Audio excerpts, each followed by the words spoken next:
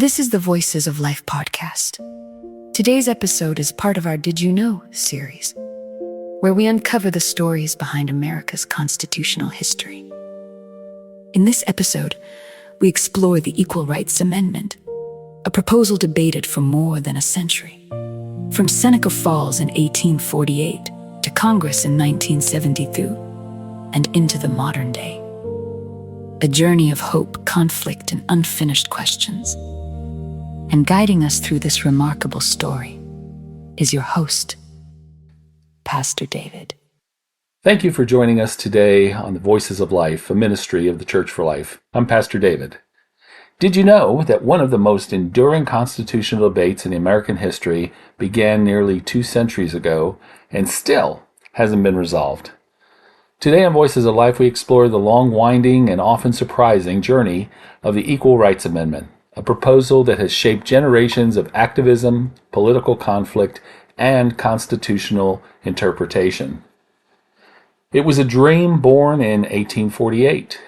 The story begins in Seneca Falls, New York, in 1848, at a time when women could not vote, could not own property independently once married, and were barred from many professions. A group of courageous leaders gathered to declare that America needed to change. Elizabeth Cady Stanton and Lucretia Mott helped craft the Declaration of Sentiments, a bold document demanding equal rights for women. This was the spark, the first flame of a movement that would burn for generations. The 19th Amendment, a milestone, but not the finish line, came in 1920. The ratification of the 19th Amendment granted women the right to vote. It was a monumental victory, but many activists knew it was only the beginning. Voting rights did not erase the hundreds of laws that treated men and women differently. One woman understood this better than others, Alice Paul. Alice Paul and the birth of the ERA, that was in 1923. Just 3 years after women won the right to vote, Alice Paul introduced what she called the Lucretia Mott Amendment. Her original wording was simple and sweeping. Men and women shall have equal rights throughout the United States in every place subject to its jurisdiction. Paul believed voting alone could not secure equality. She saw a nation where laws still needed limited women's working hours, restricted their economic independence, and denied them equal standing in courts and contracts. But surprisingly, many women's organizations opposed the amendment. They feared losing workplace protections, maternity safeguards, and labor rules designed specifically for women. The debate became a clash between equality and protective legislation, and it stalled the amendment for decades. So for 50 years, for nearly half a century, between 1923 and 1970, Congress refused to move the ERA forward. Committee chairs blocked hearings, votes never advanced, yet support slowly grew among Republicans, Democrats, civil rights advocates, and women's organizations. By the 1960s, the rise of the second wave feminism reignited the fight. The Equal Pay Act of 1963, the Civil Rights Act of 1964, and the Title VII protections all strengthened the argument. If race discrimination deserved constitutional protection, sex discrimination should too. The ERA was ready for its moment. On March 22, 1972, Congress overwhelmingly approved the Equal Rights Amendment. The vote was stunning. In the House, 354 to 24, and in the Senate, 84 to 8. President Nixon supported it, though his signature was not required under Article 5. Congress added a 7-year ratification deadline, setting the clock to expire in 1979, and America responded with unprecedented speed. Within 1 year, 30 states ratified the ERA. Eventually, 35 states approved it, just 3 shy of the required 38. Momentum was strong, but then came one of the most effective grassroots movements in modern political history. Led by Phyllis Schlafly, the Stop ERA movement, Stop Taking Our Privileges, mobilized millions of Americans. Opponents argued the ERA would eliminate legal distinctions between men and women. It would require women to be drafted, affect alimony and custody laws, change public accommodations including restrooms, and undermine traditional family roles. Supporters countered that the amendment simply prohibited unjustified discrimination based on sex, but the opposition slowed the movement dramatically. By 1979, the deadline arrived and there were no new ratifications.